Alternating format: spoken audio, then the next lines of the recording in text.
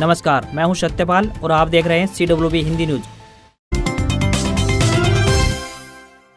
Haryana cabinet में बदलाव की तैयारी, सीएम ने हाईकमान को सौंप दी रिपोर्ट। 3 मंत्रियों की खराब परफॉर्मेंस, कुर्सी छीनने के आसार। हरियाणा की भाजपा जसपा गठबंधन सरकार कैबिनेट में जल्दी फेरबदल हो सकता है। भाजपा अपने कोटे के 3 मंत्रियों को बदलने की तैयारी में है। पार्टी हाईकमान के निर्देश के बाद सभी मंत्रियों का रिपोर्ट कार्ड तैयार किया गया है, जिसमें 3 मंत्री कमल गुप्ता, कमलेश ढांडा और संदीप सिंह की परफॉर्मेंस खराब मिली है। कमल गुप्ता हरियाणा के शहरी निकाय मंत्री हैं, 1 साल पहले ही मंत्री बनाए गए हैं, अभी तक बहुत अच्छा परफॉर्मेंस नहीं कर पाए हैं। वहीं कमलेश ढांडा महिला एवं बाल विकास मंत्री हैं, सिर्फ अपने हलके तक सीमित रह गई हैं। बात करें संदीप सिंह की तो हरियाणा के खेल मंत्री हैं। खेलों के लिहाज से हरियाणा का महत्वपूर्ण महकमा है, अपने कार्यकाल में खेलों को बढ़ावा देने की कोई ठोस योजना नहीं ला पाए। वहीं संदीप भी अपने हलके तक ही सीमित रह गए हैं। सीएम मनोहर लाल पूरी रिपोर्ट लेकर दिल्ली जा चुके हैं। अभी बीजेपी हाईकमान हिमाचल प्रदेश के बाद गुजरात चुनाव में व्यस्त है। उसके बाद नए चेहरों को हरियाणा सरकार के मंत्रिमंडल में लाया जा सकता है। हालांकि इन तीनों मंत्रियों की कुर्सी रहेगी या फिर छिन जाएगी, इस पर अंतिम फैसला नहीं हुआ है। सूत्रों की माने तो कुछ और मंत्रियों की परफॉर्मेंस भी संतुष्टिजनक नहीं है, उन पर भी हाईकमान विचार कर सकती है। हरियाणा सरकार का फैसला, भ्रष्टाचार करने पर नहीं बचेंगे कच्चे कर्मचारी, विभागाध्यक्ष कर सकेंगे कार्रवाई। हरियाणा सरकार ने करप्शन को खत्म करने के लिए एक और बड़ा कदम उठाया है। सरकार ने सभी विभागाध्यक्ष को कच्चे कर्मचारियों के खिलाफ कार्रवाई करने के अधिकार दे दिए हैं। इस संदर्भ में मुख्य सचिव संजीव कौशल ने सभी विभागों को लेटर जारी किया है। इससे पहले भ्रष्टाचार निवारण अधिनियम 1998 के तहत अभियुक्त कच्चे कर्मचारियों के खिलाफ अभियोजन स्वीकृति के लिए अधिकारी सक्षम नहीं थे। केवल आउटसोर्सिंग एजेंसी या सर्विस प्रोवाइडर या फिर कच्चे ही उन्हें हटा सकते थे, लेकिन सरकार ने अब इसमें बदलाव कर दिया है।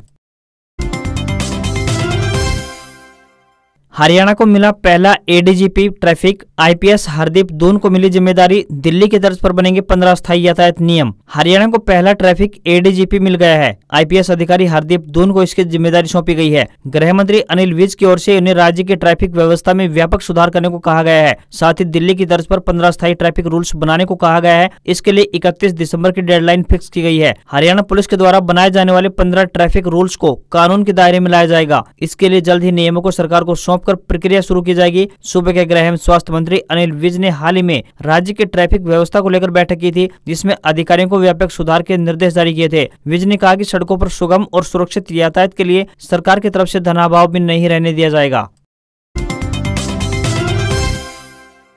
क्या खाक पड़ेंगे बच्चे, जहां भटक रहे गुरुजी। ऑनलाइन ट्रांसफर पॉलिसी के विरोध में आज करनाल में गरजेंगे प्रदेश भर के गेस्ट टीचर। पूरे हरियाणा में प्रदेश सरकार की ऑनलाइन तबादला पॉलिसी अब तक शिक्षकों, बच्चों और स्कूलों के भविष्य का सत्यानाश करने वाली साबित हुई है। प्रदेश भर में 5 साल बाद शिक्षकों के ट्रांसफर करने का तरीका स्कूलों को रास नहीं आया। 3 महीने पहले हुए तबादलों से जहाँ एक स्कूल में 5 तो वहीं दूसरे स्कूल में 1 शिक्षक पर स्कूल को संभालने की नौबत आ गई थी। अब सरकार ने सरकारी स्कूलों में शिक्षा प्रभावित होने की नाकामी को छिपाने के लिए गेस्ट टीचरों के तबादले को ढाल बना दिया है। अब गेस्ट टीचरों को होम टाउन से 400 किलोमीटर दूर भेजा जा रहा है, जिसके विरोध में आज ऑनलाइन ट्रांसफरों को लेकर प्रदेश भर के गेस्ट टीचरों ने सेक्टर 12 पार्क में महापड़ाव डालने की घोषणा की है। मौजूदा समय में सरकार के खोखले दावों के कारण प्रदेश भर के सरकारी स्कूलों में लाखों बच्चों की पढ़ाई अब भगवान भरोसे चल रही है। बासमती धान के रेटों में तेजी बरकरार, 6000 के पार पहुंचा भाव। बासमती धान में एशिया के प्रमुख मंडियों में से एक पुंडरी की अनाज मंडी में बासमती धान ने सारे रिकॉर्ड तोड़ते हुए अब 6200 का आंकड़ा भी पार कर लिया है। यानी यह धान 6230 रुपए तक बिका। जब बासमती धान आना शुरू हुआ था तो इसके दाम 5200 रुपए थे, जो धीरे धीरे बढ़कर अब 6200 के करीब पहुंच गए हैं। यानी सीजन के दौरान ही इस धान में 1000 रुपए की तेजी आ गई है, जो की बड़ी बात है। पिछले वर्ष यही धान पहले 45 रुपए प्रति क्विंटल के हिसाब से बिका था और बाद में इसके रेटों में भारी गिरावट आ गई थी और यही धान 3 से 35 रुपए तक बिका। बासमती धान का जो चावल तैयार होता है उसका सबसे बड़ा खरीदार सऊदी अरब है। पूरे हरियाणा में मंडियों में हैफेड खुलकर धान की खरीद कर रही है। एमबीबीएस बॉन्ड पॉलिसी मामला, सीएम खट्टर ने दिए समाधान के संकेत। बोले मेडिकल छात्रों के साथ चल रही है बातचीत। मुख्यमंत्री मनोहर लाल खट्टर ने कहा है कि बॉन्ड पॉलिसी को लेकर मेडिकल विद्यार्थियों की शंकाओं को दूर किया जा रहा है। वरिष्ठ अधिकारियों की डॉक्टरों और मेडिकल विद्यार्थियों से बातचीत चल रही है। उम्मीद है कि रविवार शाम तक समाधान हो जाएगा। मुख्यमंत्री ने कहा है कि मेडिकल शिक्षा से जुड़े वरिष्ठ अधिकारीगण व उच्च प्रशासनिक अधिकारी इन विद्यार्थियों से बातचीत कर रहे हैं। उन्होंने स्पष्ट किया कि बॉन्ड पॉलिसी का संबंध किसी डॉक्टर के परिवार या फिर गरीब परिवार को तंग करने का नहीं है, जिसको अपनी मेडिकल शिक्षा पूरी करके सरकारी नौकरी में जाना है उसे इससे कोई परेशानी नहीं है। जो नौकरी नहीं कर पा रहा उसके लिए भी कोई दिक्कत नहीं है। केवल कोई व्यक्ति सरकारी नौकरी की बजाय प्राइवेट नौकरी करने जाएगा उसी पर यह बॉन्ड पॉलिसी लागू होगी। सरकारी मेडिकल कॉलेजों में पढ़ाई करके डॉक्टरी की पढ़ाई पूरी करने के बाद वे सरकारी सेवा को ही चुने और इसी को प्रोत्साहित करने के लिए इस बॉन्ड पॉलिसी को लागू किया गया है। हरियाणा आएंगे राष्ट्रपति, 9 एसपी और 28 डीएसपी सहित 4000 पुलिस जवान संभालेंगे सुरक्षा व्यवस्था। हरियाणा के कुरुक्षेत्र में अंतर्राष्ट्रीय गीता महोत्सव में 29 नवंबर को देश के प्रथम नागरिक राष्ट्रपति द्रौपदी मुर्मू शिरकत करेंगी। राष्ट्रपति के कुरुक्षेत्र दौरे को लेकर कुरुक्षेत्र पुलिस अलर्ट मोड पर आ गई है। पुलिस ने सुरक्षा व्यवस्था को चाक चौबंद कर दिया है। इस अवसर पर विभिन्न जिलों से आए व जिला पुलिस के करीब 4000 महिला एवं पुलिस जवानों को वीवीआईपी सुरक्षा ड्यूटियों पर तैनात किया गया है। अंतर्राष्ट्रीय गीता महोत्सव व महामहिम के कुरुक्षेत्र आगमन के दौरान सुरक्षा ड्यूटियां दिन व रात की शिफ्टों में तैनात रहेंगी। राष्ट्रपति के कुरुक्षेत्र दौरे के दौरान कुरुक्षेत्र शहर में किसी भी प्रकार के ग्लाइडर व ड्रोन उड़ाने पर पाबंदी रहेगी। सुरक्षा की दृष्टि से किसी भी कंपनी या फिर व्यक्तिगत ग्लाइडर या ड्रोन उड़ाने की अनुमति नहीं दी जाएगी। हरियाणा के मुख्यमंत्री मनोहर लाल खट्टर ने कहा है कि हरियाणा प्रदेश में हर नागरिक का स्वास्थ्य परीक्षण साल में कम से कम एक बार अवश्य होना चाहिए। इसके लिए योजना तैयार कर ली गई है। मुख्यमंत्री स्वास्थ्य परीक्षण नामक इस अनूठी योजना का शुभारंभ देश के राष्ट्रपति द्रौपदी मुर्मू 29 नवंबर को अपने कुरुक्षेत्र दौरे के दौरान करेंगी। सेना भर्ती के लिए नया शेड्यूल जारी, कैंडिडेट को दोबारा डाउनलोड करना होगा एडमिट कार्ड। सेना भर्ती कार्यालय रोहतक के भर्ती निदेशक कर्नल दीपक कटारिया ने बताया कि सोल्जर टेक्निकल, नर्सिंग असिस्टेंट या वेटनरी तथा आरटीओ जेसीयू की भर्ती के लिए नया शेड्यूल जारी किया गया है। जिन अभ्यर्थियों ने इन पदों के लिए पंजीकरण किया था उन्हें अपना एडमिट कार्ड दोबारा से डाउनलोड करना होगा क्योंकि नए शेड्यूल में तिथियों में बदलाव किया गया है। उन्होंने बताया कि दिल्ली क्षेत्र के लिए सोल्जर टेक्निकल नर्सिंग असिस्टेंट या सोल्जर टेक्निकल वेटनरी की भर्ती की तारीख 8 दिसंबर है। अम्बाला जोन के लिए पहले भर्ती की तारीख 9 दिसंबर थी जिसे अब 10 दिसंबर कर दिया गया है। इसी प्रकार से अम्बाला जोन आरटी जेसीओ की भर्ती के लिए पहले तारीख 11 दिसंबर थी जिसे अब बढ़ाकर 12 दिसंबर कर दिया गया है। उन्होंने बताया कि अम्बाला जोन के अभ्यर्थियों को एडमिट कार्ड दोबारा से डाउनलोड करना होगा और अधिक जानकारी वेबसाइट पर जाकर हासिल की जा सकती है। इसके बावजूद भी अगर कोई समस्या आती है तो भर्ती कार्यालय रोहतक में संपर्क किया जा सकता है।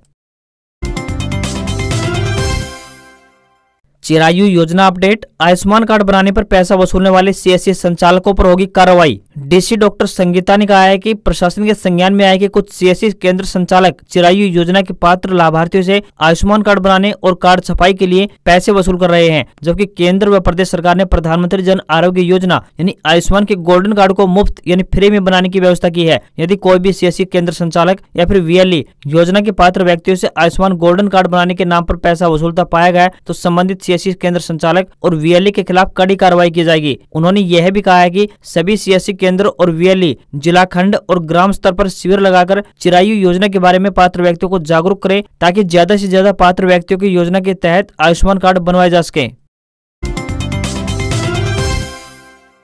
नवनिर्वाचित सरपंचों व पंचों को ग्राम सभा की बैठक में अधिकारी दिलाएंगे शपथ। हरियाणा के मुख्यमंत्री मनोहर लाल खट्टर ने कहा है कि प्रदेश में पंचायती राज संस्थाओं के चुनाव में नवनिर्वाचित सरपंचों व पंचों को अब गांव में ही ग्राम सभा की बैठक आयोजित करके अधिकारियों द्वारा शपथ दिलाई जाएगी। व्यवस्था परिवर्तन करते हुए यह नई पहल शुरू की गई है। पहले सभी सरपंचों व पंचों को किसी एक स्थान पर एकत्रित करके ये शपथ दिलाई जाती थी। मनोहर लाल ने नवनिर्वाचित सरपंचों व पंचों को कहा है कि ग्रामीण विकास के लिए नई नई योजना बनाएं और अपने कार्य का ईमानदारी से निर्वहन करें। गाँव के विकास कार्यों के लिए सरकार की ओर से धन की कोई कमी नहीं आने दी जाएगी। उन्होंने कहा कि ग्राम पंचायत शासन की सबसे छोटी इकाई है और वे अपने गांव के लिए एक स्वतंत्र सरकार के रूप में कार्य करती है। इसलिए सभी नवनिर्वाचित सरपंच व पंच मिलकर ग्रामीण विकास को आगे बढ़ाएं। सरकार की ओर से उन्हें पूरा सहयोग दिया जाएगा। उन्होंने कहा कि अब चुनाव प्रक्रिया समाप्त हो चुकी है। सरपंच व पंच सभी ग्रामवासियों का सहयोग लेकर गाँव की मूलभूत जरूरतों से संबंधित आवश्यक कार्य को प्राथमिकता के आधार पर पूरा करवाएं। इतना ही नहीं, सर्वसम्मति से चुने गए सरपंच व पंच को हरियाणा सरकार की ओर से गाँव के विकास के लिए इनाम के तौर पर 50,000 रुपए से लेकर 11 लाख रुपए तक प्रोत्साहन राशि दी जाएगी।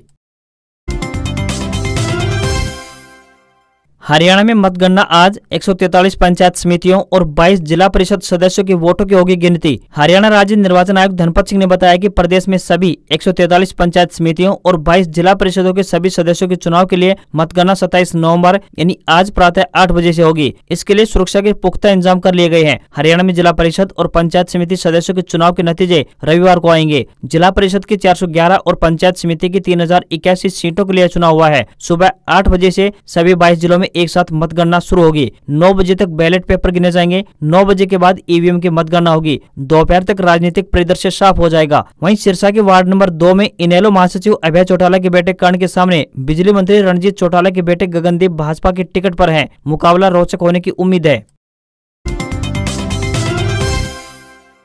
हरियाणा मौसम अपडेट। हरियाणा के इन जिलों में पड़ेगी ठिठुरन वाली ठंड। जानिए मौसम की लेटेस्ट अपडेट। उत्तर भारत में ठंड तेजी से पैर पसार रही है। इसके साथ ही कई जगहों पर कोहरा भी पसरने लगा है। शहरों के साथ ही ग्रामीण क्षेत्रों में भी हवाओं की दिशा बदलने लगी है। इससे मौसम में लगातार बदलाव महसूस किया जा रहा है। जानकारों के मुताबिक कुछ दिनों तक दोपहर 1 से 3 बजे तक तापमान 22 से 25 डिग्री सेल्सियस बने रहने की व तेज धूप पड़ने की संभावना बनी रहेगी। हरियाणा में तापमान में बदलाव से लोगों को दोपहर की गुनगुनी धूप पसंद आ रही है। दोपहर में लोग अभी भी कम कपड़ों में ही नजर आ रहे हैं। मौसम विभाग के आंकड़ों के मुताबिक चंडीगढ़ और हरियाणा में तापमान में हर दिन 1 डिग्री की गिरावट दर्ज होती रहेगी। आने वाले दिनों में ठंड और बढ़ने की उम्मीद है। मौसम विभाग के विशेषज्ञों ने बताया कि हरियाणा में मौसम तेजी से करवट ले रहा है। चंडीगढ़ से लेकर आसपास के राज्यों में पिछले कुछ दिनों से ठंड बढ़ गई है। वहीं सोमवार से कोहरे के साथ ठंड बढ़ने की भी संभावना व्यक्त की जा रही है।